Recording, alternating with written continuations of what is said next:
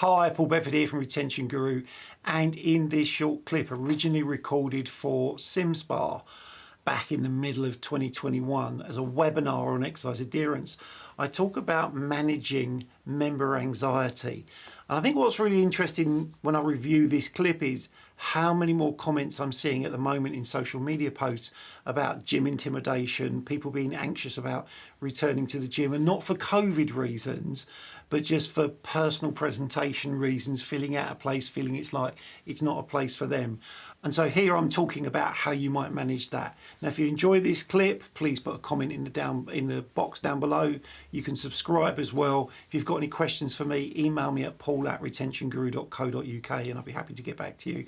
For now, just enjoy the clip and I look forward to speaking to you again soon. Take care. Bye. Now, those who are new to exercise often arrive full of anxiety, and this anxiety can be labelled, or I label this as precognitions, thoughts about what's to come. Now, if you go anywhere or you're doing anything, you have these what are called precognitions, these pre-thoughts. So if I'm training in the morning, I might be thinking, I train with a training partner, I might be thinking, I'm looking forward to seeing him. We haven't seen each other for a few weeks.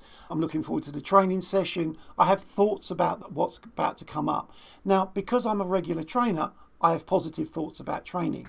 But if I'm new to exercise, those thoughts about what's coming up might create anxiety. So one of the things you need to do within any type of business you've got is help reduce the anxiety. And some of the ways you do that, or one of the ways you do that, is to do what's called pre-frame.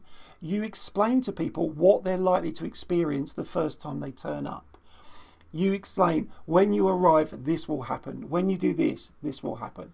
Now, I was really fortunate one time. I got to visit McLaren Formula One's head office. I had a meeting with the head of marketing there. That was arranged for a friend of mine. And I turned up in the morning in my car. I drove up to the gate.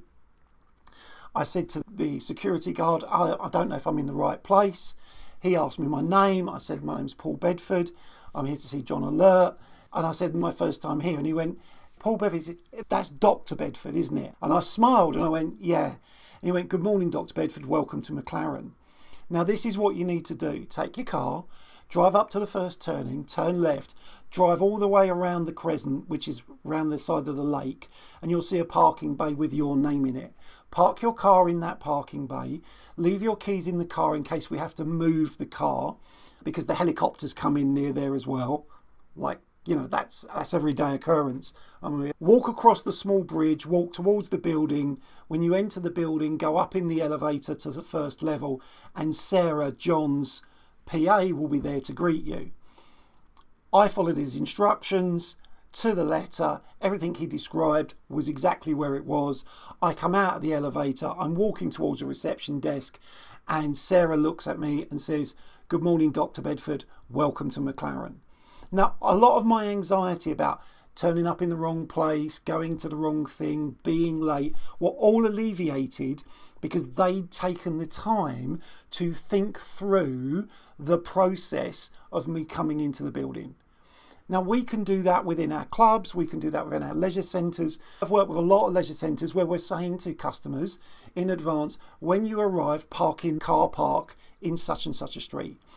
The parking there is charged. You will need coins, or you will need the Ringo app, or you will need... We're telling them what to expect. We're saying to them, it's often busy at these times, so you need to be at least 15 minutes ahead of when you need to enter the building, because sometimes you have to wait for parking.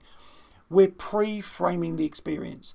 You can also do that as soon as someone turns up for an onboarding or an induction. You can start explaining to them, we're going to do 5-10 minutes of talking, then we're going to go out onto the gym floor, we'll start with these machines, then we'll go on to this, and at the end we'll get to this point.